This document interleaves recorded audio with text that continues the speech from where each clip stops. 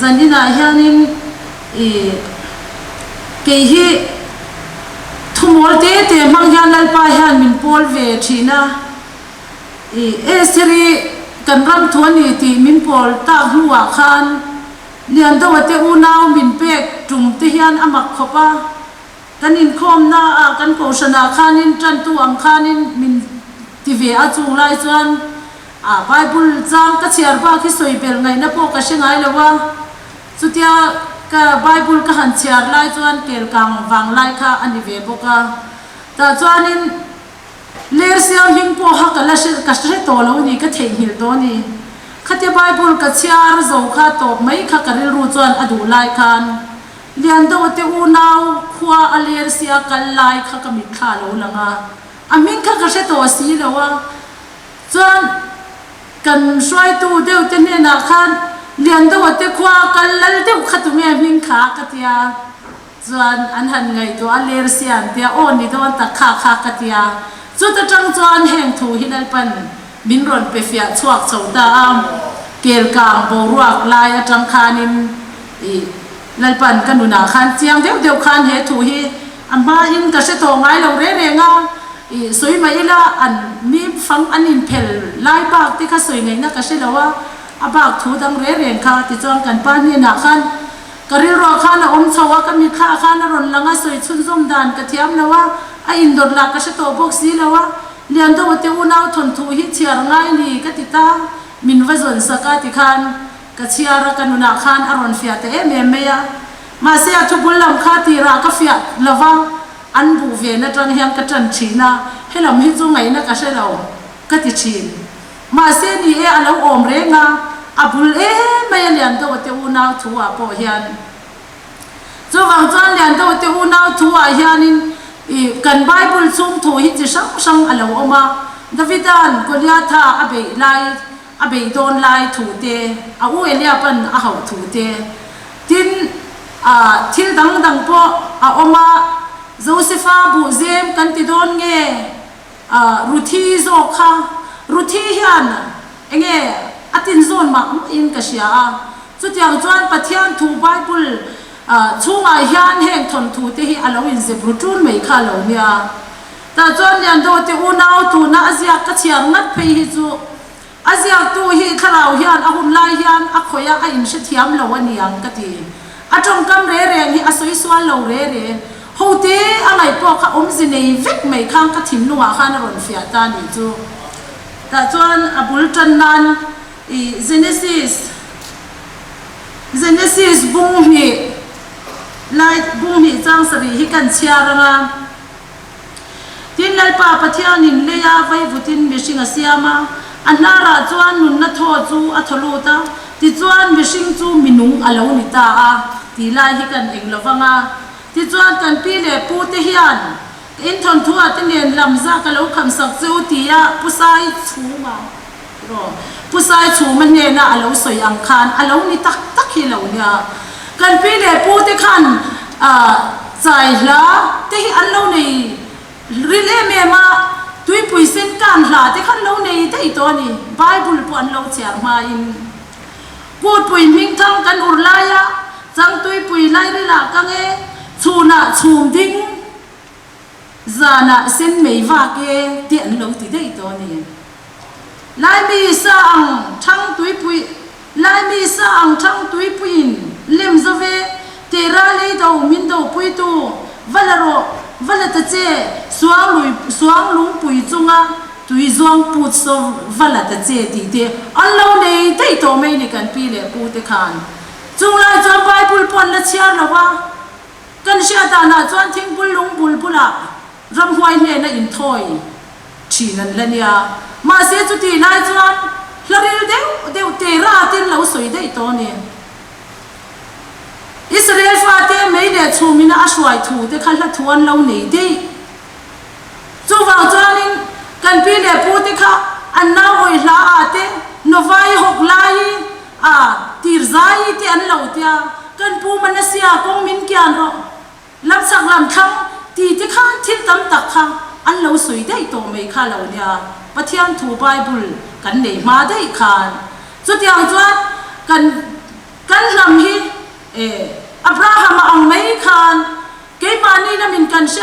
hian pathian hian bin lo sia dei to khalo nia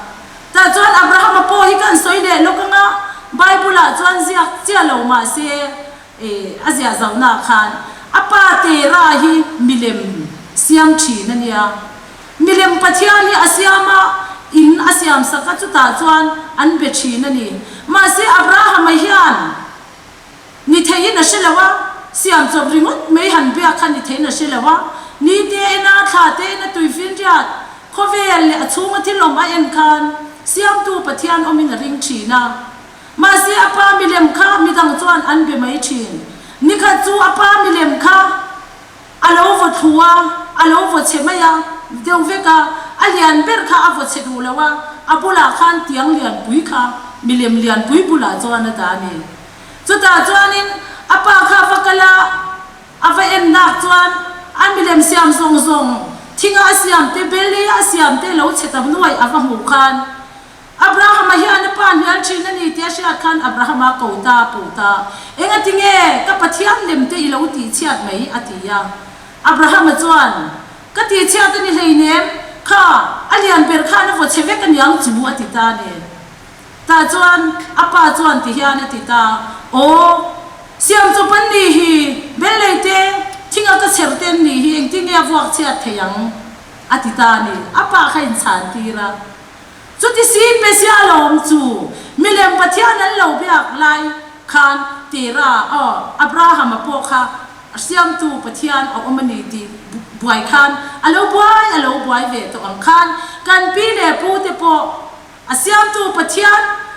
khwanu khwapa te an han tia puwana te an han tia ma se an la in be pop lo lai ve la khan kan pi le pu te nuna khan i thil tam tak kha za kha alo khamani ti kha i kan soi ma sa do ni chu kan tlak do ni chu ti chuan lian do te u naw min pe ta ka chuan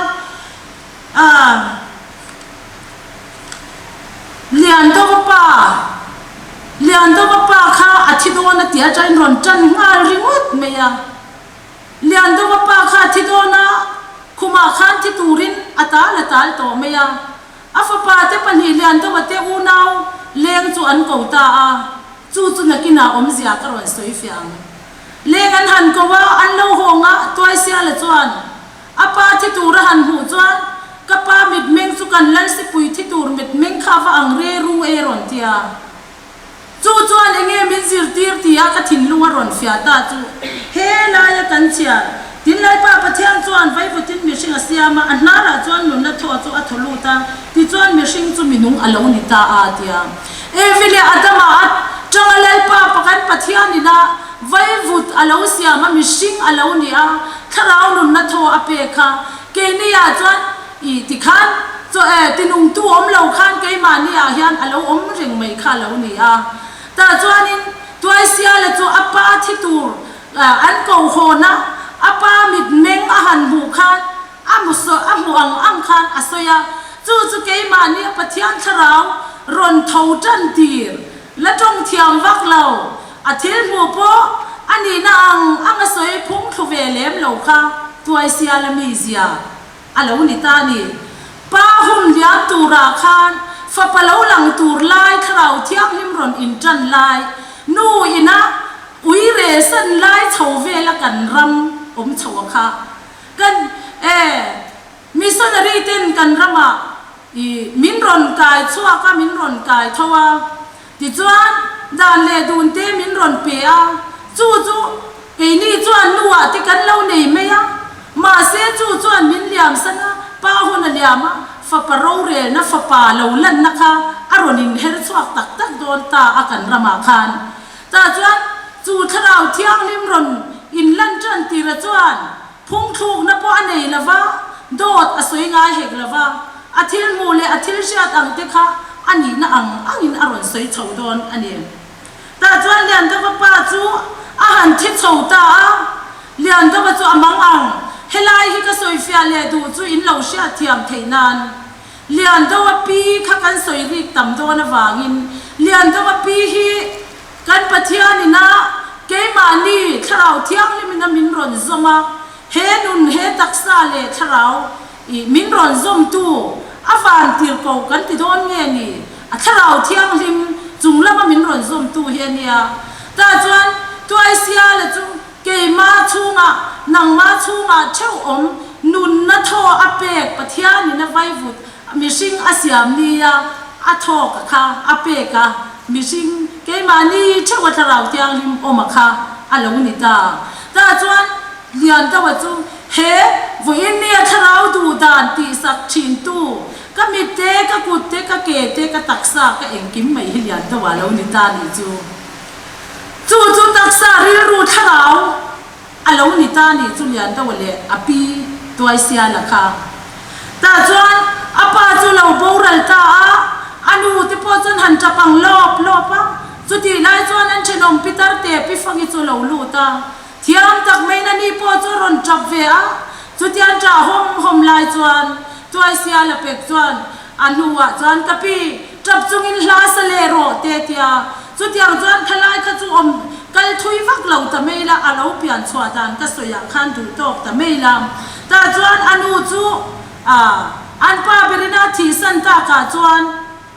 pasal dang nei turina in pua sai le ta ti top me yang ka soi do chawnia ma thu ha arei lu tu kang ti ka lau wangin ta chuan chu anu pasal chu mi khwal tuai sia la ya chuan mi khwal voi ni ya hian kan jama hian tharau thiang lim i ta na hian mi khwal om tlat me ni mi khwal cham rei hi kan rama hian om tlat me ni ta chuan anu nei tumma ron kal ta chu tuai sia la chuan ngai thei lo em me ya anu pula lo thu te chu mi khwal pa pui ro chu kanu pula te thu ka ti ati chu mi khwal chuan anu chu a hruai bo ta ti yang chu te chuan lian da wa te u nau chu an u na vin an han om ta anu nu tel lo pa tel lo vin fasha nu na kan lu chawanga ti chuan an ma ni le a ei bar zon a lo tul ta ta chuan in lo alo ngai ta ni in lo alo ngai ta a bu vengin an in lo a chu ta chang chuan in kan la chom mial la nge lo lava bu vengin an in lo turin ram lama an hruai ta chu ta chuan lo nei tu pa chuan ti hian ti ta ni hei ka lo hi sahal ten i tam takin se to ma silai zon i thar tur kala niya in ven that lo chuan silai zon ka thar don lova in ven that silai zon ka thar chuan bu ven lo in neyanga in ven that lo ro chuan lo in hula wanga ti ta ni chulai chote to apuya sin ta chuan bur vak tur hi asiam sak boka tiang chuan in anom dan tur kha asoyat lai alo nia hei ka ho to do na ni zan ma sa kan mei chem na hi athienge mei chem na athienge chom nung ro ti chung te cho poi mo don kan mei chem hi athienge chom nung ro ati ta ni hei ka ho san to don chawa ka soi chu in sia mo in lo fa in ni chu ka soi in sia mo te o sia in ri la tram bo ke anti chu ta chuan toy sia le chuan ka u ka ri la tram mai bu hi ka chip mei do na ti lo nei tu pa chuan chip pa phal reng lo ta chuan a ho san ta a khwa lo thim chan ta chu ta chuan khwa lo thim chan ta chu le ri va a lo om chan ta ni khothi ma chuan toy sia le ta na khan lo tur kha tam te em maya ri va kharon om chana sangalin tho maron ne ya jing pirunu ten lo shama tuai sia la chu atlan chetangat ka u chu enge ni ka hlaw ka u ke ba in ka veng sang ngam lo nei tu pa in pakhatin he la ban veng pakhatin lo mo ma ti sia ka u ke ba in ka veng ngam lo o fo in ni a hian i kharau thiang lim ta na i taksa kha ati chang chevia wa ma se lo man ila mu do na ni he kan kharau hian he taksa hi ati chang chia ni ati chang chia nia lo chuan eng ma hi kan se lo ti na nia chu ta chuan in toy sia le chuan ka u ke bain kom ngam lo a u phe na bi ru ta zuk reng maya ti chuan chau me cher chi te ra khata dum te te han hu kha ka u khi nge ni khi ta khya mi ka nu ti kha an kal o tharau thiang lim hi vo in ni a hian me he taksa tel lo hian a che thei si lava i tharau thiang lim a che don chuan i tak sa che te lo ngaya chu ta chuan i tharau ta na i tho kha i tan mai som na tur ta na voi ni a hian heng thon thu te lai pan i min special ta ni chu ta chuan lian da wa chuan anau chu how lo le dua takin amamo angin ati sak zela ta chuan ka u ke ma in kom ngam lo ati ta ka chuan mei chuan chem ta lian da wa lo har ta e khai toy sial ka pi khan in lo chuan mei chem ula mei pui che pula sai nan hlau ati kha ati ta ni chu ta chuan thing ten han phong kho ma mei an han chep ta mei chu enge tharau thiang lim kha ani don ani chu ta chuan mei an han chepa mei ron eng ta ka chuan an mani ron rum thai tu zong te kha an kal kiang ta an hlau na kha a lo re chana chu ta chuan toy sia le chuan ka u ka ri la tra ka u ka mu ta chuak ati u kha ti chang chem me ya bo inia po hian kan tharau du dan hian tharau hian ma chuin eng ma ti thei lo zanin helai mu nei lo kal chan po hi nang ma tharau du wa ma lo kal ni i tharau ke ron kal pu ni nang ma om kha ta chuan toy sia a lian dawan tilaya hian lo mu ro ati mei pui a han chem le chu ta mei pui chem na pula chuan sangalina bu pol an se na nu te chu a han la kho ma mim phang khat achara ente toy sia kan ri la tang sia in phelang o atita an han in phelaka u ka du le ti ma se om to lo chu ta chuan le toy sia le chu amut tir ta mei pui kha ron re ma piang in toy sia lan ka u enge mun in min ron ni ma ti chu kan tharau mei hi kan chem dun lawa piang in ke ma ni a hian min nim tu hlau hi kan nei thi na ni chu wa chuan ko san ho po mai cha ma mei chu mi tu ra ni lo ti te kan thu pui thi na ni lo mi ke ma ne mei hi kan ti mi chuan mo ke ma ni lam kan in kha da eng a mo min pom tu le min ti boy tu hi kan tong thi na ni chu ta chuan ka u eng a mo nin min ni ma tia chu vele mei puen han chem le ta chuan mei puen han chem le toy sia la thawa lian dawan mei pui enga toy sial ente solai son tlung son nang lo fa sok la kein bu min chun hi kan lo rangi o ti chu mei pui che ma tang chuan an mit ti varin a lo om ta zan kho thim pon ni sela chu mei enga tang chuan son tlung le bu min chun khan hu the ni chu he ko ve zan thi ma hian nang ma tharau thiang lim mei mit chuan mu thei i nei lawanga kong ibo thin do na ni chu ba chu ke ma ni le ke ma ne pathian tharau o ma hi trong trai na alal pa tharau thiang lim kan dil fo hian kan lo bo lawanga pathian o hi kan lo se thin don hi alo ni a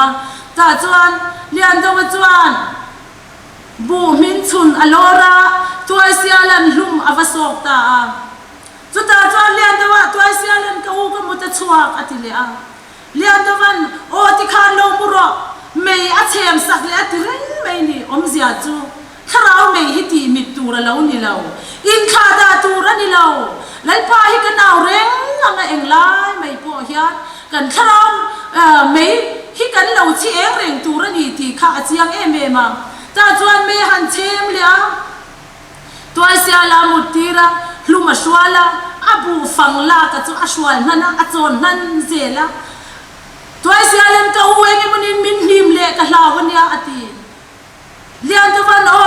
mei hi kan to e nga karon mut puyang che o helaya sai lum swal ka du tho don te lul nen anaw la chuan ka u ka hlaw lo ti chena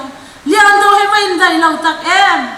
bo india hian mo i tharau ta na i tho hi lo man hi lam hu don ani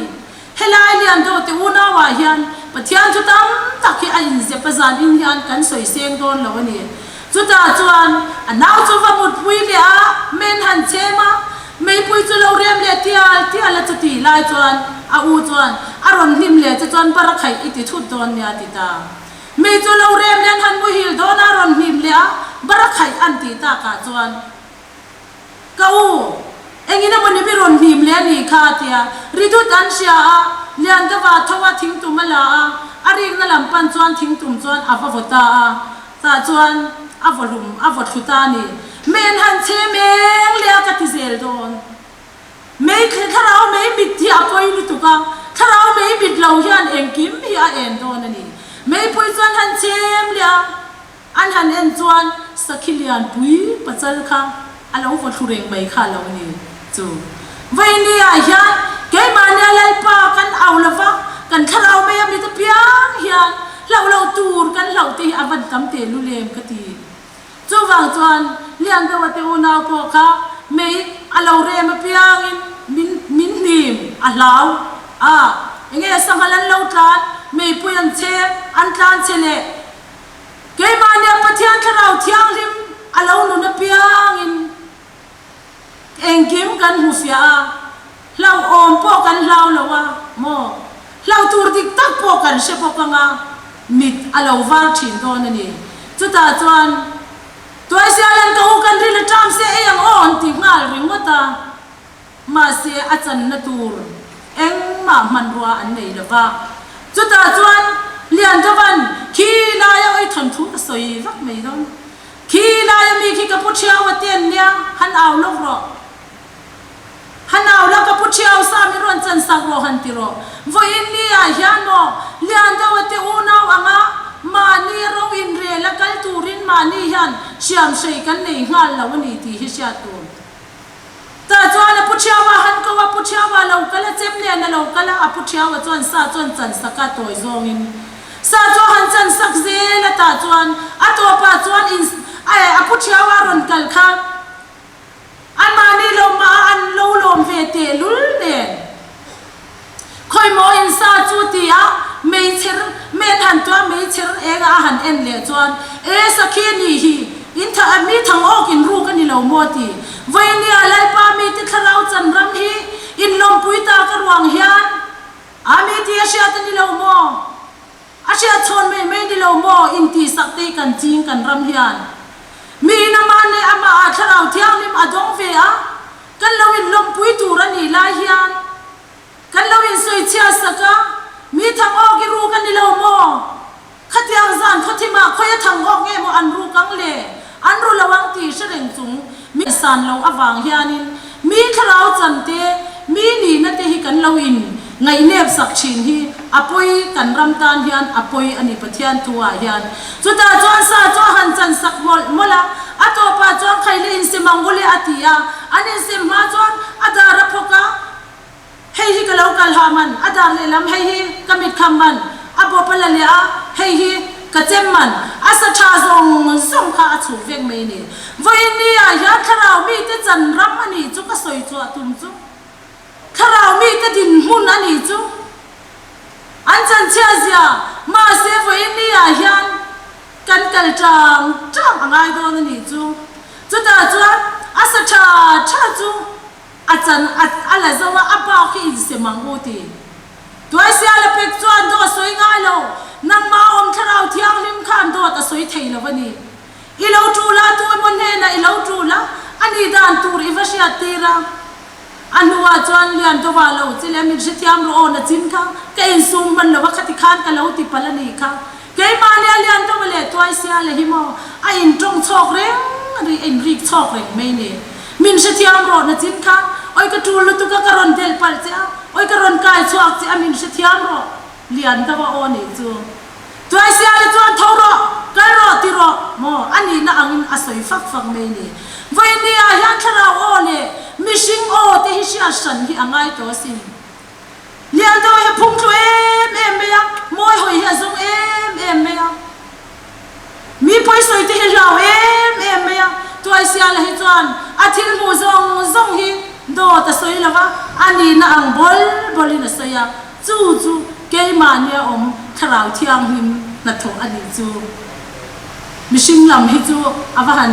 enge phung thu thin tak em chu ta chuan apuchia bana sa tha zong a han chang ta ka chuan toy sia la chuan ti hian ti pe ka puchia wa chu a tha zong hi changa asa chia ringon min nu chia an ti le pe ka ani la chuan ka wa nga se ei tu ri ni kha moi chip cham la ka chu sak vek ma lo chu ti pe na kal san chu ta chuan lo ma le tharau mi ten kan chan to ka kan lung oi na tur lo lan le don ta chu toy sia la tuan ka u hetiang asa chiari man mai ka ei du lo pai mai yang ati ma se lian to van ti hian ati ta ni chu khai toy sia ente me kan che manga apum pui te hi kan ro anga kan ri la tam bok sia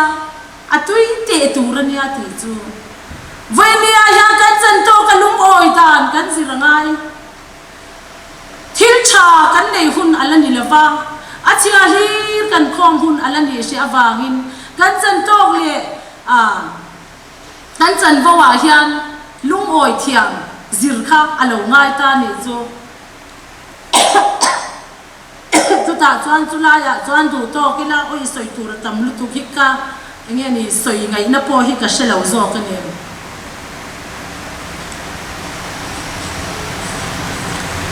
ka soi kan doi mai don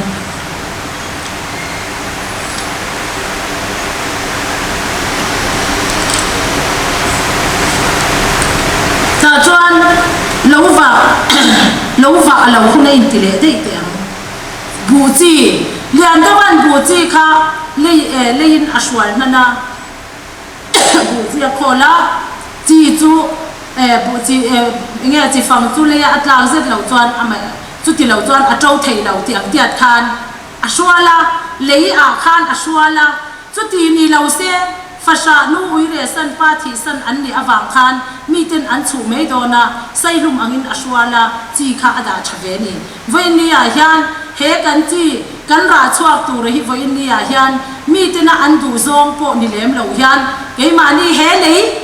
lei ni hi ta hian kan shwal nan si ani chu nakina lo la to chuak le tu ra ni ke ma ni atangin ke ma ni a hian pathian chi shwalin a om si ani chu atu hunte ala umle don ni chu ta chuan lian do te u nau chu lova lo huna I engma che man nei ve lawa chu ti lai chuan pi pu an suya da ya chuan mi te chuan lova turin ram lam an ron pan me ka ta chuan lian do te u nau chu pi pu a chuan an lo in thena lung o em in an lo in then lai chuan toy sia lan ka u so mi te soi wai tir ve lawang o ati rolling an nin an ron sian khanglang a cheu nang ni nu ire san pa thi san fasha pi pu kan wai du chu lom leu la ni me dangom te ti le toy sia la nam son arwala an pi pu a an wai ta voi ni a hian lai pa mi te thrau mi te pi pu wai hi an tlom ngai de boxi wai chuan nuam chu an ti ve tho boxi lai te hi kan se thia manga nangam te khomo kala wai ve an wai china pusi tak sung si chuan han waya arin ain alo nuam phiana achian pa chuan khomo kala wai ve te anga tilia an wai china rin ain lo nuam le a khoi mo ka ti ge mo in chuk du lo le pakhatin kala wai ve tilia pakhat chu han wai le a wai ya piang me khan nuam khan lo ti ta phian si a chu ta lian da wan rem chang la ta ani le kan pi pu a khan lo wai ula in chem hi kan lo ho ang chu voi ni a hian mo min do tu te hi kan mel ma te an la ni lo kan ta siam sei min pe tu ran la ni chau ni ti te kha sia tu he thu le la do tu nia kan ngai te hi mo min ti siam tu an la ni tu na hian mel ma hi sani nan om kan u le nau te hian heng thu te hi se thiam lem lo ma sela kan tan siam sei an ni ta si ani kha khalai kha sia thiam ngai chu ta chuan lian da te u nau chuan an pi pon wai ta ka chuan an chem chuan an ho saka ta chuan lo chuan fa ta an ni la chu pi pon wai tui lak lo ta pakhatin khomo kala wai ve toi wai rei pakhatin khomo ti ta chena ta chuan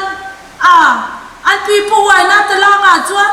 an khonu la dar pui te chuan hanin dem kwala chang tu ni du si anin dem kwala nang ma zo khi I anina chuan in ilena kel phung tap chim huan soi ang men an chhuat lai te pui thut le hun ton ti che kha ti ang reng khan tiang khan anin ka panin ka kwala chu ti la chuan lian do ti una vin lo wan lo vat miala chu voi ni a hian kan mi siam sei min pe tu ten lai kan wai na lai chu nuam chu an ti ve thawa ma se sui tu te min ena fasha nu iresan pa thi sanang lekha aloni china wang hian awas api pu nei tu te wang hian lo male an phur ve theilo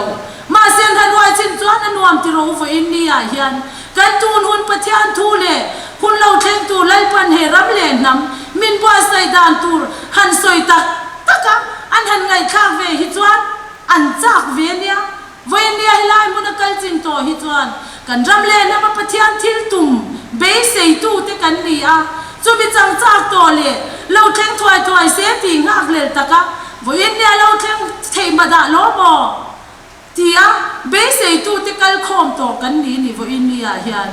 voi nia la se lo te ne na han soi po hian ngai nom hi an ti chan to nia heng thu te hi chu tia chuan le an to ti u nau pi pu a po chuan anwai ma chuan nang ni fasha pi pu an ti anwai chinga lo nuam phian sia khatiang khan kan tun hun pathian thuwa po hian ho mi te hi phal deu hian isil sia angu an sia chuan mo tu ma hian min hial ngai lo kan soi tak tak chuan a se thiam lo po hian amen hi an pe ve thi na sin a soi lam te hi kan tamangai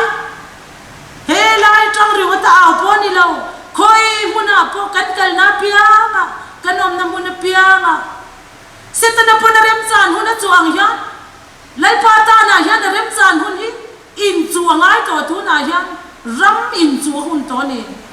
setana khan lali suang e po kha a rem chan huna ta na kal san ta ti am khan kan rem chan na lai chang hian setana min be ve voina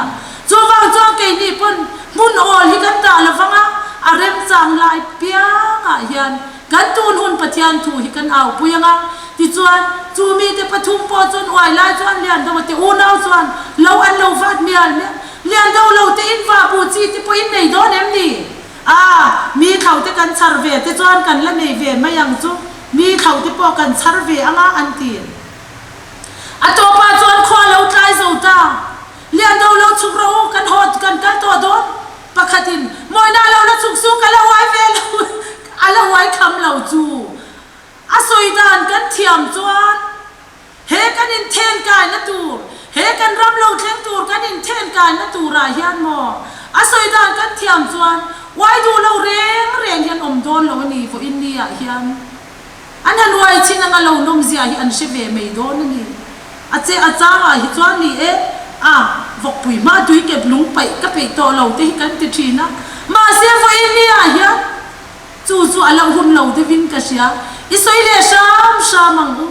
kan unau ten ni sia kan thisen zom ten ni sia an bora li kan phal big don em ni zuda in atiang khan josepha atiang khan kan unau kan thisen ani sia ti lum em chu ti ang deu khan kan unau kan thisen zom te han soi le in chung kwal ve kan ni a an boral kan phal lo an shelo chung po hi kan kuai van vada kanga klera da rul andam na tur en tir tu mang mai kha kan kuai da ngor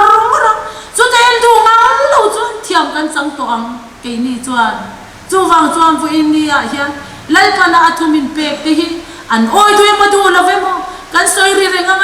an beng an hupani lo chuan an se thau thawanga eng tik nia mo chuan sia chaw hun ni an nei ve ang chu tiang chuan lian do te u nau pi pu po chu phal takan wai na talanga lian do van lo awa thei pha ni chu pathia thu kha lo in se rutun mai kha lo ni lian do van lo alo wa thei pha ni chu min nuwa chuan ram chua thuwa kan lut le lokang kan la kwal zunga raman chuak do na mi pa zong ram chua tu ra ni sia lian do te u na pon lo enge te rol ve to a chu ta chuan thing luang an kan ta na ti nge ma zalin chu ka soi do thei mi alo ni thing luang an kan ta chu ta chuan lian do te u na chu mi sira an kana mi chuan na lai lu man kana ti chuan athang wala chuan an thu kho ma valu pa chuan ti hian ti ta a ente u kan pia ral moi su kan ram be tu ra ni a so ta sa su kan chua tu ra ni lava ho thuma kan in siamanga ho khatin he ti anin ron lu tanga ho khat lang tang le he ti hian in kalanga ho khatin ria bukin lo swala ngati vai ni a hian vai reng te pe lo chan chin tha kan ti la ya vai reng te pe la chan chin tha shi tur ten he ti hian an kala he ta hian an kala wa kem ten ti a mo ria buk te an swala ni ma se chu ti lai chuan toy sialan ka u kan thing long kan khan mi te nei lo ti ve an thu soi kha ve nang lo ti ro vai reng te pe la chan chin tha shi tu te chuan ro pui takin an ram bei dan tur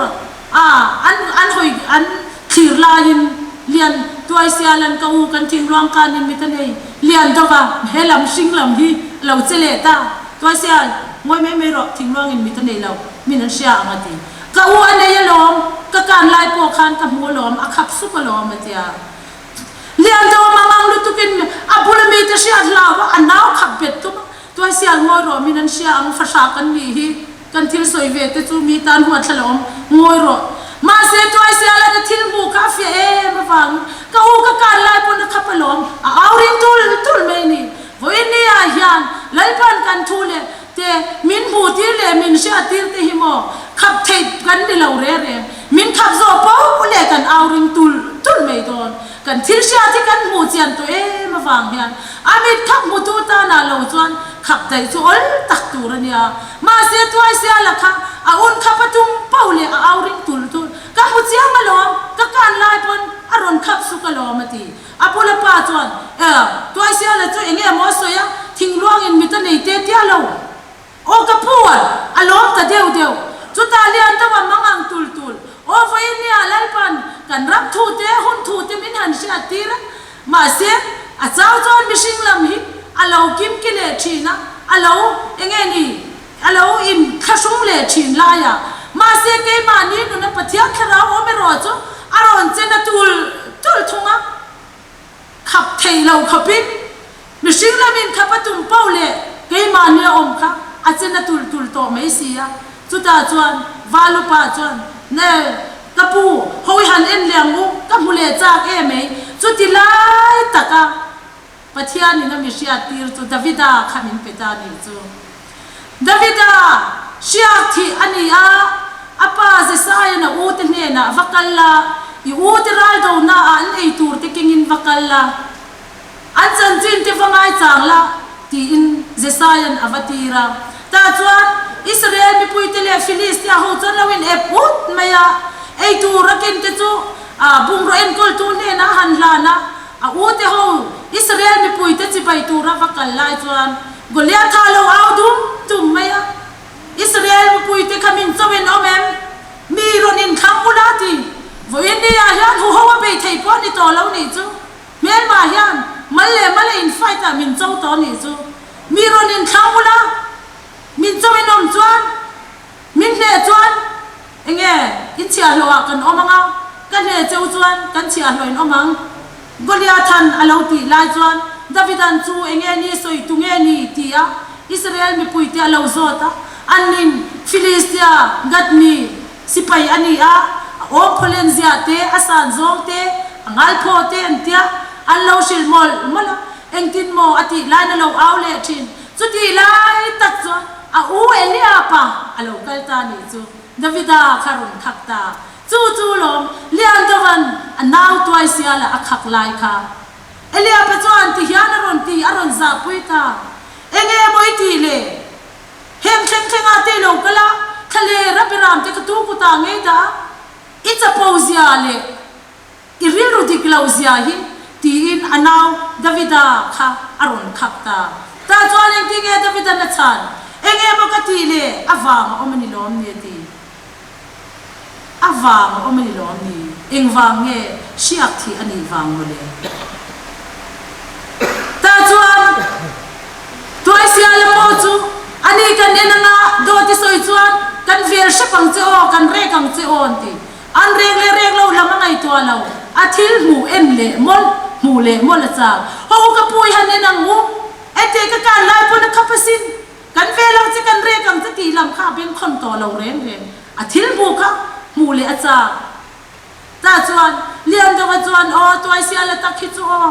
he lampang hi he mi sing hi chu o alo zam thin ani alo mang ang thi na ni toy sial ta khi chu nu le pa kan nei lova mi min musit ti zualan ta chuan a chen khatin hetiang fasha thu soi mai a patling hei zong han kir le don chu le viral te pe le chan chin thashil tur kan tho chwa mek la hi kan ram chan chin he ram chan chin tha hi sil ki mani ma lo chuan cái này chú cần sẽ thấy to là vấn đề cần ram chân chỉ là hiền cần ôm ngai tu là hiền mà nó trong tôi in ô cần missionary thì lâu hồ không to mấy xí là ô thì hi cần đi ruột hi chuan ôm về chi này ta chuan à cho nên hết yang phát ra thì mua xuân mấy anh á bắt chừng hay dùng hành kir lệ tết chuan thì mà sẽ vào lúc ba tên amin cái muốn thì méo chuan thì hành em lấy là mà lệ đó ta lâu xuôi lệ cần fellowship don liền thì chỉ biết phao lệ cái này can thì anh hẳn em đã thình luang anh hẳn khen ta anh đi cho anh hẳn em ăn mà đi can nó lại zone cho anh em man là một thiam lâu tôi sẽ lâu cái thế khơi lại à mọi thiên một chút rồi em thế lâu cái thế thì tôi sẽ là chút cái thế ta mi can nó lại lum đi lâu asira thình luang khopa hay lại thình luang mor lục thế lại anh rút lâu rồi khá lâu một bi khá lâu nha cái hè là hiền cái là asira hiền các can zong in hey ala omreng alom en te ukhu amit pola kha fu fu me chu an hanen chiang na chuan thing luang loi ru lu lo lo an han hu chuan alu tang an han en chuan thing luang loi ya tak om chuan hu thei ve chu ni chu en kim mai hi alu sia fu hi ngai kan pathian thu po sia fu tur chuan lu krista von fu hi ngai zen mel ma se tan po hi apang king ring wa ta tanga mu chuan thir thia mahang abul sia zel la ngai ni chu ta chuan a rul lo han mu ta ka chuan an han ena ka kan na la zo na po hi om reng sia eng tin ya mo ka lo mu lo le an ti ve voi ni a jan kan sup abul lam kan mu si lo wang hian abul lam mu lo chuan kan na lai kan na lai ya hian alo om reng sia eng tin ya mo ka lo mu lo le voi ni a chuan a soi lai po khan kan thim nung kha var or ni khamole an ti ang chu ni lali suan zinga lai khan chuan kil puya amani ti reng an shelawa ma se thu soi lai khan an thim lung ro chu avara amani ti an shelawa khan voi ni a hian kan thim lung ti vara ti hi he mishing lam hian chaw chuan a sia thiam pui lo thi na ni chu ta chuan e khai he kan lo tling ani per lo mi he hi thatila ni me lo man ti chulai te chu poi mo sin chu ta chuan a that tur chuan an hanin bua sei ta khong e valu pa ho kalo kal te u faking in no mem aluwa hian a chen in ron chun ula tu kuma a chal dara mol mai hian a chal dara poi mo don ta ni chu ta chuan tlangwal pathum khai la ma lo kal te u fe nei ho ka a chal dar mol kho o golia tha be tu ra po chuan davida chu ala zom ta zela davida khan a chal dar ani lo mi avon thu kha chu ta chuan a chal dar an han chuna a han tal ta a taksa te chuan chun selamo khatiang rul pui lian lu tu kha an chun lum don lo mel ma se tan hi a be na lu tur lai hi sia ta van ngai em ma se mel ma mo kan ti kan tan poi mo na la nei le don voi ni a hian pai tur lai hi ala om lo zo tu ni nu fu ni na tuam chunga hian tu thung ko om khat nei ta chuan an han ti lum ta a chal dara tak men han chuna an han ti lum ta ka chuan an han chan vel thona lo rit na sa sia adul apuma puar si e khai a chan hare mai khong e ati ol sam nan apum pui hin hai chuak phot mai tiang on tia apum pen han hai chuak ka e khai athi le hi lian ani hirit e mai thingka ka an banga an tron beta cross an kheng beta ni chu lấy xua ăn đủ là vắt cross ăn khen bể ta khan là lâu lằng ta nè chúng ta cho ăn thinh ca cả ăn vang á ăn tròn bể ta cho ăn pum pen la cho ăn nuo asa chan ăn en khan ít ống ta cả ron lan ta cả vàng khan lian ta vắt u nao kha u nang đi hay hi zon ula lui mong à zo su vera u khu ma anti ta chuan lian do te u nau chu lom lo ma se an chan tok an pe ka kha lui mong lama in zon thak ngaya mi tuit la chungin an in zon thata ni an in zon than in zon thazela atopa chuan lian do van toy sian heta hian hat to mayang enga tinge mo mi te hian til cha himin pek ve tu la fa an du lo lir mai himin pek bi le ati a ami tuit la an su ko meya ta chuan an kal do na tha ti an siam sak valu patin he hian in chan don dia lui monga zu silron ti a mau an siam sak mau chim te an siam sak khan azai thina ka u chap te su he ege mani ka zai re tania lian dovan e toy sia khoi su khatiam rul pum puya le ngal e ma zai ri tur om lawang ati ma se toy sia le na han zai le ka u lawen te khoi nge mani ati vet tania chu ta ze chuan lian do chu mi tuinen avakala khoi mo atiam mi tuen hui an suan en nak chuan a chunga chuan e ko zo lo chile ta rang ka chaklir mai kha alom tun mai ti hian ati alom lian do van ente toy sial tong ring su an sha chuan min ron chu vek mayang ete kan zon lai po kan ari kan ti re ni lo ti khatro ati ta ve ni chu o voi ni a hiane kan zon voi ni kan zon kan thuri thimo zai te ni ma chuan vari te lule lian do thang te ba ti ang mai kha sawa te lam po khan lian asam ri chuan lian do thang te ba la ron ti ta zen lian do ta chuan ri runat lo chi hi ani lo wasin sawa lam poi na lian do thang te ba ti le ze mi sing te mai na ti to na kala sawa sam ri thangina ati kha na ri ru he ti na le zual e me lian do kha chu ta chuan chaka sat chan ho lim thom la chuan ho dur kha to kin lian do te unau kan lom nai lu tu kan ron vom don che un ti chu ta ze chuan lian to van an thil zon chu ga mi kha asia chen to awangin e kha mi ron zon su kan kal zel don kan chuk zel don e kan kal zel don min ron vom su o voi ni a hiane mi te soi chiat te a chu ti khati po min lo ti ma se kan thil zon hi kan she chiang em voi ni kan bom zon hi kan she chiang em zong tu lin ufunin atuam ma se mo atakalolan huna chuan e krista kan pasal kan nei na tur aman tur ni ti khasya tur chu ta chuan ani zon khazela min ron vom su kan kal zel do o thil zon a sha to chuan e tlom kha tan har to lo kan in sha chian chuan hoi chuk zelangu I tlom zelangu kan thil zon hi him theina I tlom pui zelangu vom phang le ka kanom chuan kan na mei do na eng wang mo kan nat na chan chu kan tlom lo wang ko le mi tlom tak chuan I chu ti khati min ati pon ati kalom ania lom mani ni na min pom thei chuan tu nge mon na ngai le mani ni na kan ngai tlat lo wang hian lo mo kan nat thin le kan tlom lo wang hian lo mo kan nat le ho voi ne kan bom zon hi chu mo tlom na puan sin pui ngai tlom thak pui ngai hun no nong rong pol na tu na chuan hun to bro re na kan nei to a mangai na rong in bol ton tur kan ni to a mangai na chuan enge akin mangai na chu do theyang ila nei bok thi mangai na chuan a che moi lo lava wang lava mani ma sia lo fil lo na lom lava thu ta ke ro chu alom pui thi enki ma tuar sham shama enki ma ringa enki ma beise enki ma tuar chuak thi ati kha churong bol nan hundung mangai na chu foi ni a hian ko san ho te le hilai lo kal heram le namina kan phur chwa tur chu he thu thung hi mangai na kanin zon trom alo ngai ta ni chu mangai na chuan tlom na king tila tlom na lo chuan dali suwa po khatlom lo se fo india chandam kan ni thei lo